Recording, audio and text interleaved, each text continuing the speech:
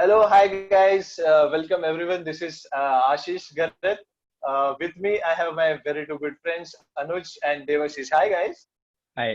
हाय हाय आशीष। Hi Devashish. Hi Anuj. और आज हम डिस्कस करने वाले हैं साइकोलॉजी साइकेट्री से रिलेटेड मोस्ट ट्रेंडिंग या मोस्ट हॉट टॉपिक के बारे में and everyone know that topic as depression. तो सुन के डिप्रेस मत हो जाइए, बहुत ही अच्छा टॉपिक है, बहुत ही ज्यादा इंटरेस्टिंग टॉपिक है, I am sure. So Debashish, let me start with you कि how and what is depression, आप उसको कैसे डिफाइन करेंगे, आप उसको कैसे हमारे ऑडियंस या व्यूअर्स के सामने रखना चाहेंगे? Thank you so much Ashish. जैसे आपने बताया, depression is considered to be one of the most talked about topics in psychiatry और साइकोलॉजी। हर कोई लोग डिप्रेशन के बारे में आते जाते, ट्रेन में, बस में, कहीं भी डिप्रेशन के बारे में जरूर बातें करते हैं। बट ये जानना बहुत जरूरी है कि डिप्रेशन होता क्या है। अगर डिप्रेशन हमको देखे तो डिप्रेशन एक मूड डिसऑर्डर है, यानी कि हम क्या फील कर रहे हैं, क्या महसूस कर रहे हैं, उस चीज के बारे में डिस्कशन होने वाला है। मूड का मतलब ये होता है कि हम अंदर से कैसा महसूस कर रहे हैं। ठीक है, दो चीजें समझना बहुत जरूरी है, एक तो होता है मूड और दूसरा होता है अफेक्ट। तो मूड वो चीज है जो इंसान अंदर से महसूस करता है, और अफेक्ट वो चीज है जो आप मुझे देख के जज कर रहे हो कि वो कैसा है। फॉर एग्जाम्पल, अगर किसी इंसान को आपने देख लिया गुस्सा होते हुए, तो आप वो उसका अफेक्ट जज कर रहे हो कि अफेक्ट से वो गुस्से में लग रहा है। बट मूड जो है वो उसकी इंटरनल स्टेट है, यानी अंदरूनी बात है। तो ये अंदरूनी बात शायद उसकी उदासी भी हो सकती है, शायद उसकी चिंता भी हो सकती है, जिसकी वजह से वो बाहर से आपको एंगर दिख रहा है। ठीक है, ओके, तो ये जो या इंटरनल स्टेट है दैट इज मूड। और जब इंटरनल स्टेट परवेसिवली सैड रहता है through out the duration of the criteria, then we call it depression, okay, right? Okay. So I think Anuj will describe about what is depression and what are the criteria. Yes Anuj, please हमारे viewers को बताइए कि आप उसे कैसे intro देना चाहेंगे। हाँ, हाय आशीष। तो हम लोगों ने हाय। पहले एक वीडियो में डिस्कस किया था, ये कवर किया था कि when you are sad it is not being depressed. Okay, दोनों अलग चीजें हैं। Being sad and being depressed दो अलग चीजें। डिप्रेशन हैज मल्टीपल, उनकी कुछ सिम्टम्स है, एक लिस्ट चेकलिस्ट होती है कि ये चीजें प्रेजेंट है, तो कहीं ना कहीं हम कह सकते हैं कि पर्सन को डिप्रेशन होगा। एक अच्छे खास से साइकोलॉजिकल टेस्टिंग और ये प्रोसेस के कंप्लीट करने के बाद हम ये डिक्लेयर करते हैं कि इन्हें डिप्रेशन होगा। उसमें सैडनेस कहीं नहीं आता है, और ये सबके लिए बहुत सैड बात होगी कि वो लोग सैड रहते थे और वो डिप्रेशन नहीं कहा जाएगा इसे, तो उसमें सैडनेस नहीं आता है। बट जैसे देवाशीष ने कहा कि प्रोलॉन्ग्ड होता है वो। करेक्ट। जितने भी सिम्टम्स हमने आज इसमें कवर करने वाले हैं, वो एटलीस्ट, जैसे डीएसएम कहता है कि वो एटलीस्ट 6 महीने का उनका प्रेजेंस होना जरूरी है। या I would like to break you there. आपने अभी कुछ कहा DSM, what is DSM? Okay, तो डीएसएम डायग्नोस्टिक स्टैटिस्टिकल मैनुअल, ये एक मैनुअल है या फिर एक बुक है जिसके थ्रू हमारे सारे डिसऑर्डर्स हम डायग्नोस करने में हमें इजी होता है कि कौन से डिसऑर्डर्स के क्या क्या सिम्टम्स हैं, कब से प्रेजेंट है, इतने समय के लिए प्रेजेंट है तो ये डिसऑर्डर है, इतने समय के लिए प्रेजेंट है तो ये डिसऑर्डर है, तो इस तरह से अच्छा, उसे डिवाइड किया जाता है। या तो डिप्रेशन फॉर एग्जांपल कुछ अगर मैं सिम्टम्स पॉइंट आउट करूँ तो एक तरह से ये होता है कि लॉस ऑफ एपेटाइट, अच्छा, कि आपका भूख लगना या खाना खाने का मन करना, ये चीज जो है इसमें लॉस होता है, आपको खाने का मन नहीं कर रहा होता है। अच्छा। कि loss of appetite as well as gain, दोनों चीजें चल रही होती है। गेन ऑफ एपेटाइट मतलब बहुत ज्यादा मुझे खाने का मन कर रहा रहेगा तो वगैरह। बहुत ज्यादा, हाँ, बहुत ज्यादा आप उसमें, आपका हाँ, थॉट उसी में लगा रहता है, एक तरह से वो आप कह अच्छा, सकते हैं। उसी का इफेक्ट आपके स्लीप पे होता है कि आपका स्लीप बहुत ज्यादा डिस्टर्ब होता है, डिस्टर्ब स्लीप में आप उसे फील करते हैं। सेंस ऑफ, एक कहेंगे होपलेसनेस या फिर शैलोनेस, की आपको कोई भी इमोशंस फील नहीं हो रहे होते, आप ओके, हर हर समय हर टाइम पर, या फिर होपलेस यानी कि कोई सिचुएशन है या फिर कोई एंजॉयमेंट चल रहा है या फिर कोई मजा चल रहा है, आप उसे एंजॉय नहीं कर पा रहे हैं। आप उसमें मैं आगे क्या करूं, आपको उसमें कोई आइडिया नहीं आ रहा है, बिकॉज समवेयर यू अच्छा, आर डीप डाउन, आपको वो जैसे अगर देवाशीष पे थोड़ा हाईलाइट करेंगे कि आपके जो ब्रेन केमिकल्स है आपको उतना एक्टिवेट नहीं कर पा रहे, आपको उतना एक्साइट नहीं कर पा रहे। देवाशीष। ओके, या ओके, सो ओके, जैसे या अनुज देवाशीष। जैसे अनुज ने कहा, उसी तरह से इसमें अगर डिप्रेशन की बात करें तो ब्रेन में जो न्यूरोकेमिकल चेंजेस होते हैं, इसे हम ट्राई मोनोअमाइनर्जिक डिप्लीशन थियरी से जाने जाते हैं। राइट, ओके, ट्राई मोनोअमाइनर्जिक में एक एक वर्ड समझाऊंगा। ट्राई यानी कि 3, और मोनोअमाइन्स यानी कि 3 ऐसे केमिकल्स जो ब्रेन में डिप्लीट होते हैं, यानी जिनकी अगर केमिकल की मात्रा ब्रेन में कम हो जाए तो डिप्रेशन के सिम्टम्स मिलते हैं। उसमें से आता है सेरोटोनिन, नॉरएपिनेफ्रिन और डोपामिन। ये 3 केमिकल्स का रोल बहुत ज्यादा इंपॉर्टेंट है, और ये तीनों जब एक साथ कम हो जाते हैं या फिर उनके रिसेप्टर्स जो है ब्रेन में वो ठीक से काम नहीं कर रहे होते हैं, तो हमें डिप्रेशन के सिम्टम्स आते हैं। तो जैसे अनुज बात कर रहे थे, डीएसएम में अगर ये सिम्टम्स परसिस्टेंटली प्रेजेंट हो for a period of 2 weeks, 2 हफ्ता होना चाहिए कंटिन्यूअसली ये सारे सिम्टम्स प्रेजेंट, तब जाके हम बोलेंगे कि वो पर्सन डिप्रेस्ड है, वो पर्सन डिप्रेशन में है। So all it is right. Very important, Yeah. हाँ it is very important to understand कि बस मैं अभी थोड़ा उदास फील कर रहा हूँ या अभी मैं लो फील कर रहा हूँ तो वो डिप्रेशन नहीं है, वो normal That mood swings doesn't mean आते I'm रहते हैं। depressed. Correct. एग्जैक्टली क्योंकि हर एक के जीवन में जो मूड्स होते हैं वो फ्लक्चुएट होते रहते हैं। फॉर एग्जांपल अगर आप अपने अभी एक अच्छी मूवी देख ली, अच्छा वीडियो देख लिया, तो you will experience some high.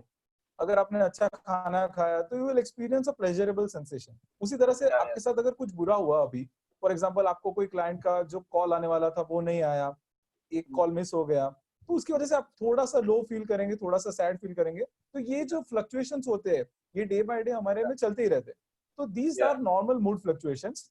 But depression तभी कहा जाता है जब उसके साथ साथ बाकी सिम्टम्स हो प्रेजेंट। फॉर एग्जांपल जैसे अनुज ने बता रहा था, उसी में थोड़ा फोकस करना चाहूंगा कि उसमें नेगेटिव व्यूज होते हैं about the self, about the future and about the environment. About the self Okay. बात करें या तो होपलेसनेस, हेल्पलेसनेस और वर्थलेसनेस, मतलब खुद की उसको वर्थ नहीं रही है। he feels that he is worthless, he has no expectations from the future, so he is hopeless, and he has no support from the environment. He feels that he has no support from the environment, so he feels helpless. So these are some symptoms of depression. लेकिन ये जो आपने symptoms बोले, ये भी क्या किसी को कंटिन्यूअसली फॉर 2 वीक्स होने जरूरी है? Is it so? Yeah, exactly. So इस ये टोटल सिम्टम्स का अगर क्लस्टर देखेंगे ना, तो ये 9 सिम्टम्स टोटल होते हैं। उसमें से 5 symptoms at a time for a 2 week period should be there. Continuously 2 weeks के लिए रहने चाहिए, तभी हम डिप्रेशन क्लासिफाई कर सकते हैं। यार क्योंकि अभी तो लॉकडाउन के पीरियड में तो हमें भी लग रहा है कोई हमारा फ्यूचर नहीं है, हम लोग होपलेस है, ये क्या चल रहा है सब कुछ। लेकिन आई एम श्योर वो 2 वीक्स तक तो नहीं गए, so it's Yeah. We can say that not everyone is depressed. थोड़ा सा mood swings what we call that is it. तो मूड स्विंग्स तो होते ही रहते हैं। सो या अनुज, आपके हिसाब से या फिर आपने अभी तक जो एक्सपीरियंस किया है उसमें आपने भी डेफिनेटली आपके क्लाइंटर्स में ये जो सिम्टम्स बताए गए हैं वो सब आपने डेफिनेटली एक्सपीरियंस किए रहेंगे, तो आप क्या उस पर कुछ बात करना चाहेंगे कि कैसे आपने सिम्टम्स नोटिस किए, कैसे उनको टैकल किया, या फिर कैसे कुछ और इंटरेस्टिंग सिम्टम्स आपने ऑब्जर्व किए थे उन क्लाइंट्स में? Majorly whatever story you wish to tell us. या मेजरली जब भी डिप्रेसिव क्लाइंट आते हैं या फिर जब भी डिप्रेशन वाले डायग्नोसिस आते हैं, स्लीप बहुत बड़ा फैक्टर होता है उसमें, कि they are sleep. Facing insomnia, उन्हें स्लीप या का इश्यू हो रहा है, स्लीप डिस्टर्ब्ड है, या फिर दो प्रॉब्लम होती है, या तो वो जल्दी सो नहीं पाते, या तो सोने के बाद जब उठते हैं तो अगला स्लीप इनिशिएट नहीं कर पाते, स्टार्ट नहीं कर पाते। तो ओके। ये एक चीज होती है कि इंसोम्निया हो जाता है, उसे इंसोम्निया कहा जाता है, जो स्लीप डिसऑर्डर होता है, वो अच्छा, एक्सपीरियंस ऑलराइट। करते हैं या लोग बहुत ज्यादा। या तो वो एक मेजर हमारे लिए सिम्टम होता है, या फिर एक मेजर इंडिकेटर होता है हमारे लिए कि कहीं ना कहीं क्लाइंट डिप्रेसिव है, जैसे देवाशीष ने कहा, होपलेसनेस, वर्थलेसनेस और एक negative perspective towards everything, self and everything. तो ये कुछ चेकलिस्ट हम धीरे धीरे मार्क कर रहे होते हैं, और जो हमारे टेस्ट होते हैं, साइकोलॉजिकल टेस्ट हम जो करते हैं, पेपर पेंसिल टेस्ट, वो टेस्ट हमें हेल्प करते हैं कि हम वो डायग्नोसिस की तरफ धीरे धीरे बढ़ें और उसे क्लैरिफाई कर पाए कि ये डिप्रेशन में आता है या फिर और इसके एसोसिएटेड जो बाकी डिसऑर्डर्स है उस तरफ में ये मूव इन होता है। सबसे अच्छा केस या फिर सबसे आई ओपनिंग केस मेरे लिए था जब मैंने फर्स्ट टाइम नोटिस किया था कि किस तरह से बंदा जो डिप्रेशन में था वो अपने बेड से उठकर अपने ऑफिस या फिर छोड़िए, ऑफिस छोड़िए, वो अपने घर के बाहर तक नहीं जा सकता, ठीक है, just because he was depressed. Just because he वो गोइंग थ्रू द डिप्रेशन का फेज। Depression phase. या ओके। मतलब लैक ऑफ एनर्जी, और कहीं ना कहीं जो प्रोलॉन्ग चल गया। फॉर एग्जांपल देवाशीष ने कहा कि 2 हफ्ते में डायग्नोज कर सकते हैं हम, बट क्लाइंट इसे रिवील करने में, इससे बाहर आने में अनडायग्नोज चलता है काफी समय तक। Loss of energy, lack of energy, सब होते होते इतना हो जाता है कि बेड से उठने भर की एनर्जी नहीं होती, बिकॉज योर माइंड, योर, जैसे हमने ब्रेन केमिकल्स पढ़े, उसी में कंज्यूम्ड रहते हैं, उसी में वो हमेशा बिजी रहते हैं। ओके। तो वो मेरे लिए सबसे ज्यादा आई ओपनिंग था फॉर डिप्रेशन क्लाइंट के साथ ये फेस करना, कि लैक ऑफ एनर्जी का लेवल इतना हाई कि बेड से उठने का मन नहीं, उठने का मन छोड़िए, उठने की हिम्मत नहीं है। अच्छा। ओके, देवाशीष। या वेरी ट्रू अनुज। अगर मैं एक बात करूँ तो मेरा एक केस बहुत इंटरेस्टिंग था, चाइल्डहुड डिप्रेशन का केस था। सो एक्चुअली प्रेजेंटेशन ऐसा था कि बच्चे ने स्कूल रिफ्यूजल स्टार्ट कर दिया था, और जब भी अगर स्कूल जाता भी था तो वो स्कूल से भाग जाता था। तो पेरेंट्स नेचुरली सब यही सोच रहे थे कि कि ये बच्चा तो मतलब बहुत शैतान है, परेशानी दे रहा हाँ, है सबको, शरारती बच्चा है, स्कूल में शरारती जाना बच्चा है। नहीं है, पढ़ाई नहीं करना है। Exactly exactly. सो फिर हमने जानना, हिस्ट्री जानी उसकी। बच्चा आया था हमारे साथ, तो जब पहले बच्चा आया था तो ही वॉज वेरी रेजिस्टेंट, वो बात करने भी नहीं चाहता था, क्योंकि he was starting to feel कि सब लोग मुझे जज कर रहे हैं यहाँ पे बैठ के। ठीक है। ओके। अब ये बच्चा था 4th स्टैंडर्ड में, और प्रॉब्लम स्टार्ट हुई थी 3rd स्टैंडर्ड ऑनवर्ड्स। फिर हमने हिस्ट्री जानी तो उसका एकेडमिक परफॉर्मेंस था वो 2nd 3rd स्टैंडर्ड के बाद बहुत डिक्लाइन होने लगा। 1st 2nd स्टैंडर्ड तक he was alright, he was even leading the classes, ऐसा था। But 2nd 3rd standard onwards उसका लर्निंग डिफिकल्टी स्टार्ट हो गया था। Then we went on to discuss the case with detail. हमने उसके स्कूल नोटबुक्स वगैरह मंगाए, and we finally found out कि उसको लर्निंग डिसेबिलिटी थी। लर्निंग डिसेबिलिटी अगर सिंपली भाषा में बात किया जाए तो जैसे तारे जमीन पर आपने केस देखा था डिसलेक्सिया, हाँ, या राइट? रिमेंबर? सो उसी या तरह से बहुत सारी डिफरेंट टाइप्स की लर्निंग डिसेबिलिटीज होती है। Someday will talk about it in detail.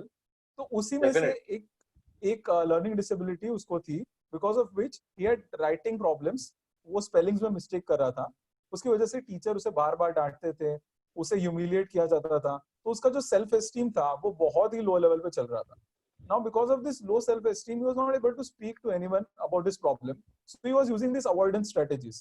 या मतलब ऑफ वो कोर्स है, सिचुएशन छोटा को सा बच्चा है, किससे बात करेगा। एग्जैक्टली। सो या ये सिचुएशन से वो डील करने के बजाय वो इन सिचुएशन से भाग रहा था। वो भाग रहा सिम्टम्स सिर्फ आए थे स्कूल रिफ्यूजल के, पुअर एकेडमिक परफॉर्मेंस के, और था। बच्चा शरारती ऐसे। मतलब इस पे से भी डिप्रेशन था, वो जानना बहुत जरूरी है। तो हिस्ट्री पे जाना बहुत इंपॉर्टेंट है, राइट एग्जैक्टली। अनुज? एक केस जो बहुत अच्छा था हमारी तरफ से, जो डिप्रेशन के दौरान हम लोग हमेशा कहते हैं कि जब हमारे किसी फ्रेंड को होता है या फिर हमारे किसी फैमिली मेंबर को होता है, हम लोग ये नहीं समझ पाते कि इतना सैड क्यों है यार, ठीक है ना, दिवाली है, थोड़ा सा कपड़े अच्छे पहन ले, जाके बाहर दिए जला ले, अच्छा लगेगा। बट जो अंदर से जो आपका जो केमिकल्स होता है, या फिर आप जो अंदर से होते हैं ना, आपको वो उसका वर्थ फील नहीं हो रहा है, क्या जरूरत है ये करने की। आप में वो एनर्जी लेवल नहीं होता कि मैं क्यों करूँ इतना। ठीक है। और यही वो समय होता है कि जहाँ पे आप पे वो प्रेशर ज्यादा होता जाता है कि बाकी लोग के साथ कोप अप करना है, बाकी लोग जितना एंजॉय कर रहे हैं उतना मुझे भी एंजॉय करना है, हाँ, बाकी लोग जिस करेक्ट। तरह से लाइफ को जी रहे हैं उस तरह से मुझे भी जीना है। ठीक है। उसी में जो हमारे डिप्रेशन का सिम्टम है, कहीं ना कहीं ये दिखाई देता है कि रिकरेंट थॉट ऑफ डेथ, कि ओके। हमेशा सुसाइड के बारे में, या फिर मैं क्यों जिंदा हूँ, वर्थलेसनेस, जो देवाशीष ने कवर किया थी, वर्थलेसनेस, होपलेसनेस धीरे धीरे हाँ, हाँ। कन्वर्ट होती जाती है कि मैं क्यों हूँ, मेरा एग्जिस्टेंशियल रहने का crisis, sort existential of. Crisis हम लोग कहते हैं। ओके। मतलब हमारे लेमन लाइफ में हम लोग एग्जिस्टेंशियल क्राइसिस बहुत अजीब तरह से यूज करते हैं, हम लोग बहुत हाँ, या लेते हैं। एक्चुअली, या मतलब मैंने पोस्ट डाला है, उस पर लाइक्स नहीं आ रहे, तो मैं उसको एग्जिस्टेंशियल क्राइसिस कह देता हूँ, उस पर हाँ। एग्जिस्टेंशियल क्राइसिस नहीं होता है। मैं डेली ट्रेन से ट्रैवल कर रहा हूँ तो भी मेरे एग्जिस्टेंशियल क्राइसिस है। हालांकि हाँ। हम लोग अभी उसे मिस कर रहे हैं, बट एनीवे। तो वो एक्सिस्टेंशियल क्राइसिस अगर आपको सच में अगर जानना है, तो किसी डिप्रेशन वाले क्लाइंट से मिलिए, he will let you know that how in real his existence is in question right now. हाँ, कि वो हर चीज के बारे में हम सोच रहे हैं कि क्यों ये पॉसिबल है, क्यों ये कर रहा हूँ, या फिर क्यों मैंने आज तक ये किया। तो somewhere around I think so kid was around 20 something वो कुछ थे। And okay. I think so Australia या कहीं जाने के लिए वो अपने तैयारियां कर रहे थे, पढ़ाई कर रहे थे, सब कुछ कर रहे थे। आई थिंक सो तो कुछ टाइम का उनका 1-2 साल कुछ एजुकेशन बाकी था, बिकॉज 16 ईयर्स का एजुकेशन होता है, समथिंग ऐसा कुछ था, मुझे क्लियरली वो ही नहीं याद है। ओके। ओके। बट अनडायग्नोज्ड डिप्रेशन ज़्यादा लंबे तक चल जाता है। 12th में अगर कम मार्क्स मिले, उसके बाद वो डिप्रेशन स्टार्ट हुआ था, बट कभी उसे ट्रीट नहीं किया, कभी डायग्नोज नहीं किया, साइकोथेरेपी या मेडिसिन नहीं लिया, कुछ भी नहीं किया, धीरे धीरे फिर आप पे कवर करना शुरू करता है। ओके। एंड ये 20 ईयर का बच्चा, जो कहीं ना कहीं इसे लग रहा है कि ये जा भी सकता है, घर वाले भी कॉन्फिडेंट कि बहुत ही अच्छा बच्चा है, सब कुछ अचीव कर सकता है। आई थिंक सो एग्जाम के, आई थिंक सो 1 हफ्ते पहले ही गिव अप ऑन एवरीथिंग, नहीं करना मुझे, कोई एग्जाम नहीं देना। अच्छा। एंड जब घर वालों का फोर्स आया तो जैसे लास्ट एक सेशन में हमने बात किया था कि फिनाइल पीने वाला जो इंसिडेंट फिर वो वहाँ पे शुरू हुआ। तो ओके आप जब वो फिनाइल वाला इंसिडेंट पढ़ेंगे तो आपको पता चलेगा कि वो लॉन्ग टर्म अनडायग्नोस्ड डिप्रेशन था जो उस Very समय true. सॉल्व नहीं हुआ था और प्रोलॉन्ग चल गया, बहुत लंबा चल गया वो। या ठीक? इसी तरह से एक और Very केस true. है, मैं थोड़ा सा शेयर करना चाहूंगा। श्योर बीएचयू का आईआईटी पास आउट, बीएचयू का आईआईटी सॉरी पास, किसका बीएचयू बनारस हिंदू यूनिवर्सिटी, वहाँ अच्छा के ओके वहाँ के आईआईटी का बंदा पास आउट है। ठीक ओके है। ओएनजीसी में एक अच्छे पोजीशन पे थे, बट जब से उनका जॉब लगा था फर्स्ट टाइम उनको डिप्रेशन का उनको फील हुआ था। जहाँ पे उनकी पोस्टिंग हुई थी वहाँ पे कोई अच्छे हॉस्पिटल या अच्छे साइकेट्रिस्ट नहीं थे, तो कभी डायग्नोसिस ठीक से नहीं हो पाया, कभी ट्रीटमेंट ठीक से नहीं हो पाया। ये चीज 20 साल चली। 1-2 साल के बीच में कभी उनको दिल्ली पोस्टिंग मिल गई या फिर कभी उनको मुंबई पोस्टिंग मिल गई तो अच्छे से ट्रीटमेंट करवा पाए, अदरवाइज नहीं करवा पाए, उनका ट्रीटमेंट ठीक से नहीं ओके हो पाया। मुझे जब मिले थे तब उनकी एज थी लगभग 54 के आसपास। एक्सेसिव एब्सेंटिज्म, ऑफिस नहीं जाते थे। अगर ऑफिस 11 बजे का है 10 बजे 8 बजे भी उठ के उठ के ऑफिस तक पहुंच पाने की हिम्मत नहीं होती थी। 9 बजे कॉल करके बोल देते थे आज नहीं आ पाऊंगा। एक अच्छे अच्छा डेजिग्नेशन पे होने के बावजूद उनकी वजह से उनकी ऑर्गेनाइजेशन लॉस फेस कर रही थी। ओके तो this is my perspective to audience कि किस तरह से एक इंसान का डिप्रेशन पूरी कंपनी को इफेक्ट कर रहा है। डेफिनेटली राइट वो तो जो रिलेटेड है तो like that is right expected कि वो एक जगह पे डिस्फंक्शनल नहीं होगा, वो कई जगहों पे डिस्फंक्शनल होगा। वो रिलेशनशिप में डिस्फंक्शनल होगा, वो बच्चों के साथ रिलेशनशिप में खराब होगा, सोसाइटी पेरेंट्स में के साथ डिस्फंक्शनल होगा फ्रेंड्स के साथ एंड ऑल फ्रेंड्स के द साथ सेम होगा। तो ये या डिप्रेशन आपको हर जगह पॉइंट आउट आपको दिखाई देगा उस पास से। Very और true. इनके केस में ये अनडायग्नोज फॉर 30 ईयर्स समथिंग था, वो 30 ईयर्स का अनडायग्नोज चला था वो, 30 इयर्स के लिए उनका डिप्रेशन अनडायग्नोज था अनडायग्नोज था। बीच में जहाँ ओह मिला कोई अच्छा डॉक्टर मिला वहाँ ट्रीटमेंट चला, बट कहीं उनका ये क्या कहते हैं ट्रांसफर हो गया तो वापस उनका ट्रीटमेंट रुक गया। ओके देवाशीष। या देवाशीष जिस जिस तरह से अनुज ने बताया, मतलब ये पहली बार हम सुनते हैं ना जब कि आईआईटी का बंदे को डिप्रेशन हुआ या कोई सेलिब्रिटी को डिप्रेशन हुआ, तो हमारे मन में यही सोच आती है पहले कि अरे यार इसकी जिंदगी में तो सब कुछ था, फिर भी उसे क्यों डिप्रेशन हुआ, एग्जैक्टली राइट? या मतलब हम यही सोचते हैं अरे यार दीपिका पादुकोण को क्यों डिप्रेशन हुआ, उसके पास तो सब कुछ है, मतलब वो ऐसी लाइफ जी रही है जो हम सब एस्पायर करते हैं। बट स्टार है ये जानना सेलिब्रिटी है एग्जैक्टली बट ये या जानना जरूरी है कि जो एक्सटर्नल फैक्टर्स है वो इसमें कोई मायने नहीं रखते। How the person feels from inside, that is what matters. जो इंटरनली पर्सन का खुद का रिफ्लेक्शन है उस पे इस पे डिपेंडेंट रहता है कि वो पर्सन को डिप्रेशन होगा या नहीं। जैसे हम पहले भी बात कर चुके हैं कि डिजीज के फैक्टर्स बहुत सारे होते हैं, पॉजिटिव फैक्टर्स। जैसे हमने बात की थी, मैंने जो न्यूरोट्रांसमीटर्स के बारे में बात की, उसी तरह से स्ट्रेसर्स होना लाइफ में या ना होना इस पे भी निर्भर रह सकता है कि डिप्रेशन होगा या नहीं। फॉर एग्जाम्पल कोई मेजर लाइफ इवेंट हुआ हो तुम्हारे साथ जो बहुत ट्रॉमेटिक रहा हो तुम्हारे लिए experience, for example death of your loved one या फिर सडन जॉब लॉस, डिवोर्स, सो ये बहुत सारे स्ट्रेसर्स है जो ट्रिगर कर सकते हैं मैरिज न्यूरोट्रांस या exact failed marriage, we can say failed marriage. Failed marriage खत्म हो गया। या यार हो सकता है किसी के लिए मैरिज भी तो या डिप्रेशन चल इट इज अ सकता डबल एज स्वॉर्ड या है so okay that I am sort so of sorry या yeah, so that sort of life changes can trigger neurotransmitter imbalances in your life which can lead to depression in the future. उसी तरह से आई am sure Anuj being a psychologist वो बात करेंगे कि cognitive distortions भी बहुत होते हैं इन पेशेंट्स में, उसकी वजह से भी डिप्रेशन जो है वो बढ़ता ही रहता है। I am sure Anuj would talk more about this. थोड़ा सा हम इसे कॉग्निटिव डिस्टॉर्शंस क्या होते हैं वो समझने की कोशिश करते हैं। कॉग्निटिव या डिस्टॉर्शन यानी डेफिनेटली कॉग्निशन, पहला वो सुनते हाँ पहले वो समझते हैं। कॉग्निशन यानी क्या सोचते हैं क्या समझते हैं हम लोग, इसको इस वर्ड को कॉग्निशन कहा जाता है, हमारे सोचने हैं समझने की क्षमता को लाइक जेनेरिक पर्सन मतलब जेनरिक वे में। हाँ। ओके और ओके डिस्टॉर्शन यानी कि हम क्या सोच रहे हैं समझ रहे हैं कितना गलत है वो, कितना डिस्टॉर्टेड है वो। ओके। फॉर ओके एग्जाम्पल एक तरह से डिस्टॉर्शन ये होता है कि हमारे कई ना थॉट्स बन जाते हैं, और अक्सर अब जब भी आप डिप्रेशन के हम क्लाइंट ट्रीट करते हैं या फिर जब भी हम उनकी तरफ काम करते हैं, हम अक्सर छोटे इश्यू से स्टार्ट करते हैं और बड़े इश्यू तक पहुंचते हैं। बड़ा इश्यू यानी एक ये रह जाता है कि शायद मैं इसके लिए इतना वर्थ नहीं हूँ, ये कोर रह जाता है उनका।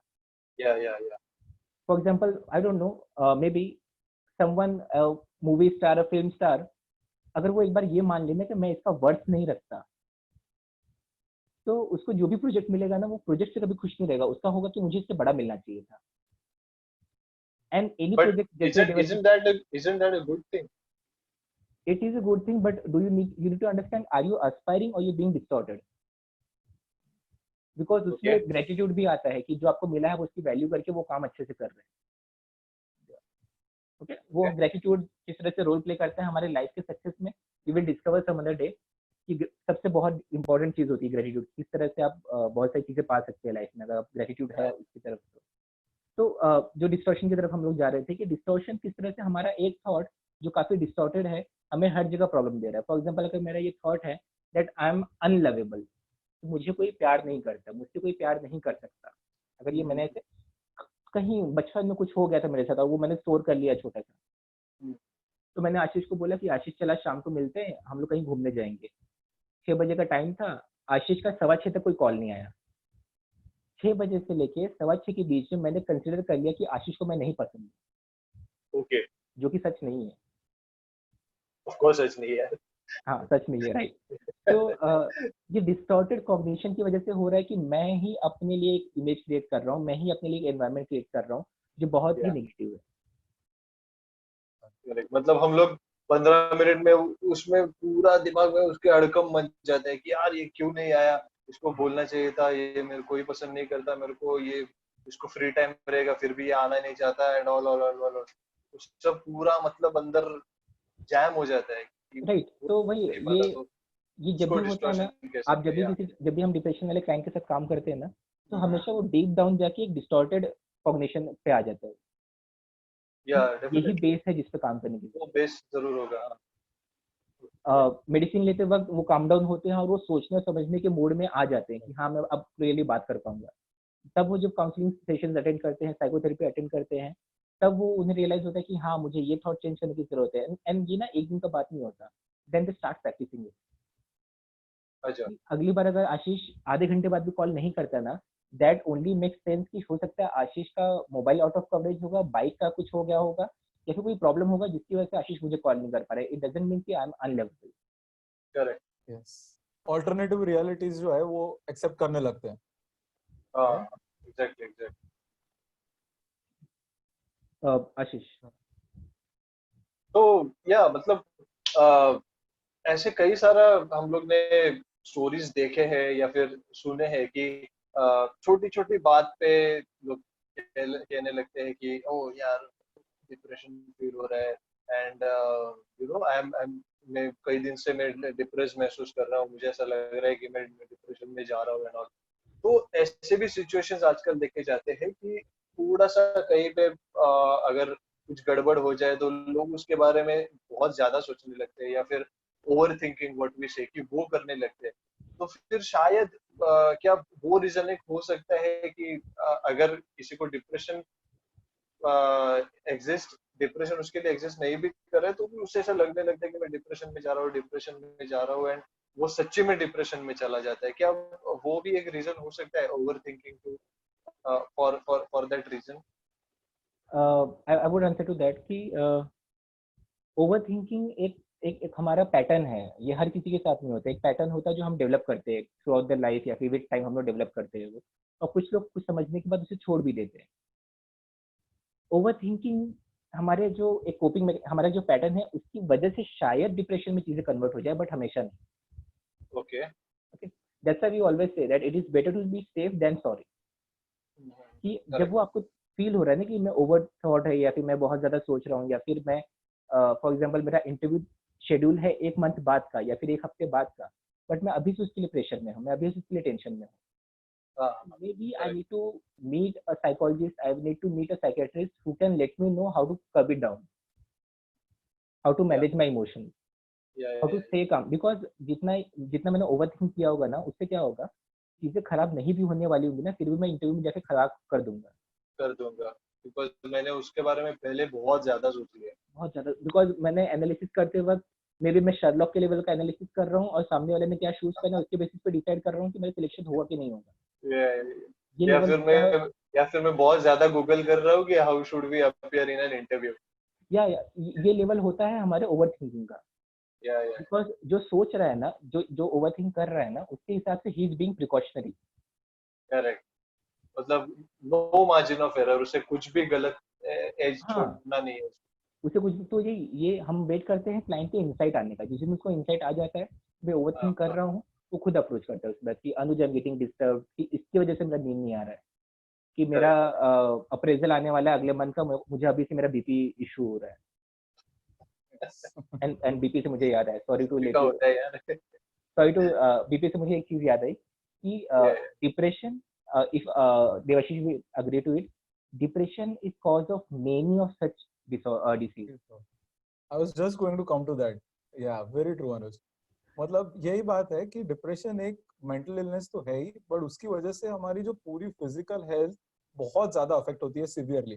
जैसे कि अनुज ने पहले स्टार्टिंग में बताया था कि लॉस ऑफ एनर्जी फील होना, फटीगेबिलिटी हाँ, महसूस करना, उसकी वजह से क्या होता है कि न्यूट्रिशन भी अफेक्ट होने लगता है कहीं ना कहीं।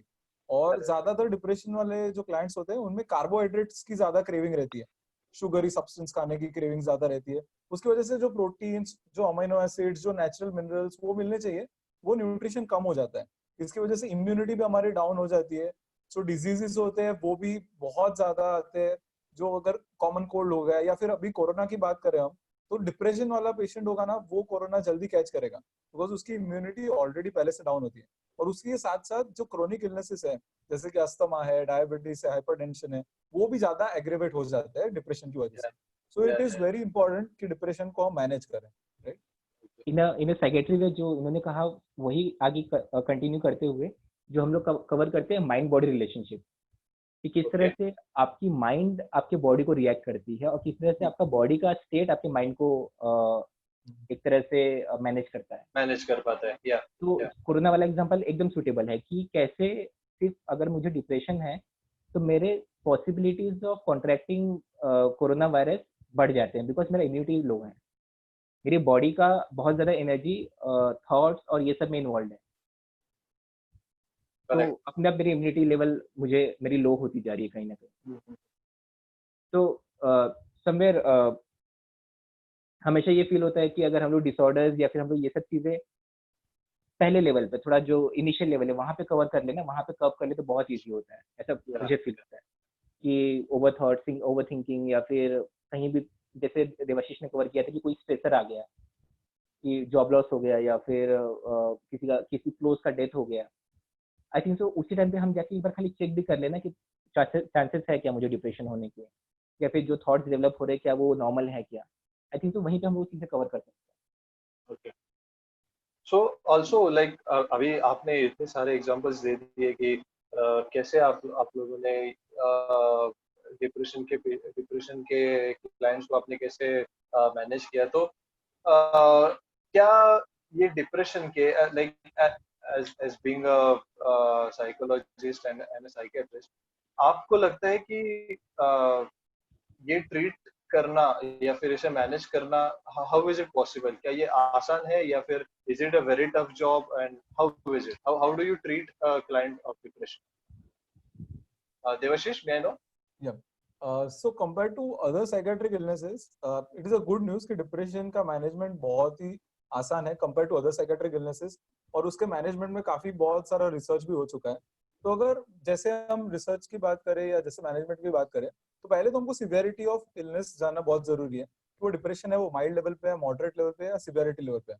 वो डिटरमाइन Okay. इस तरह से होती है कि आपके थॉट्स कैसे चल रहे हैं। अगर सुसाइड के थॉट्स है तो डेफिनेटली वो सिवियरिटी की तरफ बढ़ जाता है। उसी तरह से अगर आपका उसकी वजह से सोशल ऑक्यूपेशनल लाइफ इम्पेयरमेंट हो रहा है, कि तुम्हारी पर्सनल लाइफ इम्पेयर्ड हो रही है, सेक्सुअल लाइफ इम्पेयर्ड हो रही है, तो भी वो मॉडरेट टू सीवियर लेवल पे आ रहा है। पर अगर जब थॉट लेवल पे काम चल रहा है but you are able to go for job, you are able to attend school, तो वो माइल्ड लेवल ऑफ डिप्रेशन पे काउंट होता है। अगर माइल्ड लेवल पे सिर्फ डिप्रेशन है तो sometimes even medicine are not necessary, वो साइकोलॉजिकल वे में उसे ट्रीट किया जा सकता है। बट अगर वो मॉडरेट टू सीवियर लेवल पे चल रहा है तो patient is not in a condition कि वो उस टाइम पे साइकोलॉजी और साइकोथेरेपी समझ पाए। तो पहले हमें उससे उस लेवल पे जाने के लिए एंटी डिप्रेसेंट मेडिकेशंस की जरूरत पड़ सकती है। अगर पेशेंट एक्सट्रीमली ज्यादा सुसाइडल है तो उसे हमको इंडोर करना पड़ता है, मतलब दाखिल करना पड़ता है। और फिर उसे सुपरवाइज मेडिकेशंस भी देनी पड़ती है, क्योंकि कभी कभी क्या होता है कि अगर मेडिसिन एक साथ दे दी पेशेंट को तो वो भी रिस्क रहता है कि अगर उसको सुसाइडल थॉट्स आए और उसने वो मेडिसिन एक साथ सारी इंजेस्ट कर ली तो भी प्रॉब्लमेटिक हो सकता है। इसीलिए इधर भी केयर गिवर का रोल काफी इंपॉर्टेंट हो जाता है कि जब ऐसे पेशेंट्स को हम ओपीडी बेसिस पे ट्रीट कर रहे हैं यानी आउटडोर बेसिस पे ट्रीट कर रहे हैं तो पेशेंट के केयर गिवर है वो उसे सुपरवाइज फॉर्म में मेडिसिन दे ताकि मेडिसिन का कंप्लायंस है वो भी मेंटेन रहे और पेशेंट ज्यादा मेडिसिन एक साथ ना भी ले ले। और अगर सुसाइडल थॉट्स बहुत ज्यादा है तो इलेक्ट्रोकन्वल्सिव थेरेपी यानी कि जो साधारण भाषा में शॉक थेरेपी जो बोलते हैं वो सबसे इफेक्टिव और सबसे सेफ तरीका है। इसमें सुसाइडल थॉट्स तुरंत चले जाते हैं ईसीटी के बाद। और उसी तरह से साइकियाट्री और साइकोलॉजी हर इलनेस में साथ में चलना है। तो जैसे एंटी डिप्रेसेंट्स देने के बाद एक लेवल पे पेशेंट जब पहुंच जाता है कि उसको थोड़ी बहुत एनर्जी आने लगती है, थोड़ी बहुत स्लीप एश्योर होने लगती है, then now he is in a condition to talk with each other and talk with the therapist. उसके बाद स्टार्ट होता है रोल अनुज का, which I am sure he will elaborate. या तो जैसे देवाशीष ने कहा कि डिप्रेशन पर इतना रिसर्च हुआ है, इतना उससे बातें हुई है, इतनी सारी चीजें कवर हुई है ना कि आज डिप्रेशन के ट्रीटमेंट के मॉड्यूल्स भी कई सारे रेडी हो गए हैं कि किस तरह से एक अच्छे न्यूट्रिशन के साथ आप डिप्रेशन को हैंडल कर सकते हो, किस तरह से एक अच्छे डेली रूटीन के साथ आप डिप्रेशन को हैंडल कर सकते हो, किस तरह से आप अच्छे सपोर्ट सिस्टम, एक अच्छे फैमिली के साथ डिप्रेशन को हैंडल कर सकते हो। एंड थैंक्स टू दैट कि ये सभी चीजें अगर आप एक साथ कर रहे हो या फिर आप स्टेप बाय स्टेप अप्लाई कर रहे हो ना, आपका रिकवरी रेट बहुत फास्ट हो जाता है कि आप अपने डेली रेजिम, आप डेली एक्टिविटीज पे भी ध्यान दे रहे हो, आप अपने क्या खा रहे हैं आप उस पर भी ध्यान दे रहे हो, वर्कआउट भी कर रहे हो थोड़ा बहुत जो आपसे हो सकता है, आपका एक सोशल सर्कल है वो भी आपने अच्छे से बना लिया, वो भी मेंटेन कर रहे हैं और उन्हें पता है कि किस तरह से आपके साथ डील करना है, because this is a set of care givers जो आपको मैनेज कर रहे हैं। तो उसमें जब रोल आता है साइकोथेरेपी का, काउंसलिंग का, तो कहीं ना कहीं बहुत सारी थेरेपीज होती हैं, आरईबीटी, सीबीटी और हिप्नोथेरेपी कई सारी होती हैं। सबका यूज क्लाइंट बेसिस होता है कि किस तरह से क्लाइंट है उसके बेसिस पे वो यूज किया जाता है। सीबीटी जो होता है सबसे इजीएस्ट फॉर्म होता है, आप उसे कहीं भी डिवेल, कहीं भी आप उसे मूव ऑन कर सकते हैं, कहीं भी आप उसे यूज कर सकते हैं, तो वो क्लाइंट के साथ यूज करना बहुत ईजी हो जाता है। तो कहीं ना कहीं एक वो पार्ट जब ईजी हो जाता है तो उसके बाद जब आपने क्लाइंट को इंट्रोड्यूस कर दिया, आप उसके कोर में पहुंच गए, आपने उसके डिस्टॉर्टेड थॉट्स और कॉग्निशंस आपने रिकग्नाइज कर लिए, तब आप उस पर काम कर सकते हैं, एक नया कोपिंग मैकेनिज्म डेवलप कर सकते हैं। आप उसको बता सकते हैं किस तरह से आप अनलवेबल नहीं हैं, किस तरह से लोग आपको आपके साथ कोई रेस में नहीं लगा हुआ है, बिकॉज अक्सर ये फील होता है कि कोई मुझे नीचा दिखाना चाह रहा है या फिर कोई मुझे जेलेसी वाला जो पार्ट होता है उसमें हम ज़्यादा इन्वॉल्व होते हैं। तो उस समय जब आप थेरेपी, आप मेडिसिन ले रहे हैं, आप वो जो मैंने पहले भी एक सेशन में कहा था कि ये नॉर्मल होता है, अगर आप नीचे हैं तो डिप्रेशन में है, ऊपर है तो मेनिया में है। मेडिसिन लेने के बाद आप नॉर्मल में पहुंचते हैं और यहाँ सस्टेन करने के लिए फिर आपको थेरेपी की जरूरत है, साइकोथेरेपी की जरूरत है। यहाँ आने के बाद आप चीजें समझ पाएंगे कि मैं क्या कहना चाहता हूँ। अदरवाइज आपकी नींद अच्छी नहीं है, आप में एनर्जी नहीं है, आप क्लिनिक तक पहुंच नहीं पाओगे, तो कैसे बातें होंगी। और जैसे सीबीटी की बात हुई, तो हम कई बार हमारे क्लिनिक में एज ए साइकोलॉजी क्लिनिक में कई बार जब क्लाइंट आते हैं और जब वो रिपोर्ट करते हैं कि सर सुसाइडल थॉट्स आए हैं विदाउट एनी बोलते ना वेट और एनीथिंग, सबसे पहला चीज होता है कि उसे साइकेट्रिस्ट के पास रेफर करना कि पहले वो मेडिसिन ले, बिकॉज सुसाइड के टाइम पे जब वो थॉट्स इतने मेजर है ना, प्लीज एज ए थेरेपिस्ट हम वो रिस्क नहीं लेते कि एक मॉड्यूल होता है उसी मॉड्यूल से जाए तो दोनों सबके लिए बेटर है, क्लाइंट के लिए बेटर है, हमारे लिए भी बेटर है। तो कहीं ना कहीं ये पार्ट बहुत ज्यादा जरूरी है। Over to you Ashish.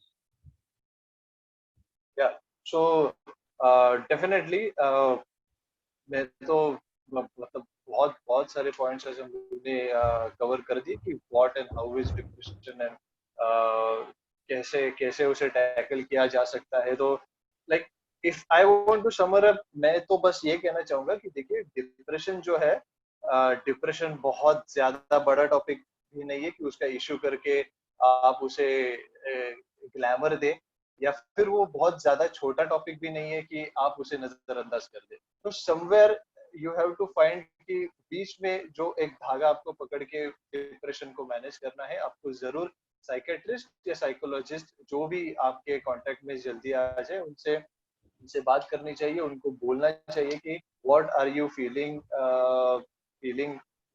about all the circumstances around you, and accordingly वो definitely बात करते करते वो depression जो है वो short हो जाएगा. So really I'm thankful to Anuj and Devashish for covering such a wonderful topic for our audience, and I'm sure कि हम अपने अगले सेशन में ऐसे ही कुछ इंटरेस्टिंग टॉपिक लेके आएंगे. So thanks a lot Anuj, thanks a lot Devashish. It was really wonderful, as usual. It was really wonderful talking to you guys and discussing your thoughts. So let's meet in another session, Anuj and Devashish. Yeah, sure. Sure, Ashish. Sure. Yeah, sure. Chalo, bye guys. See you in next session.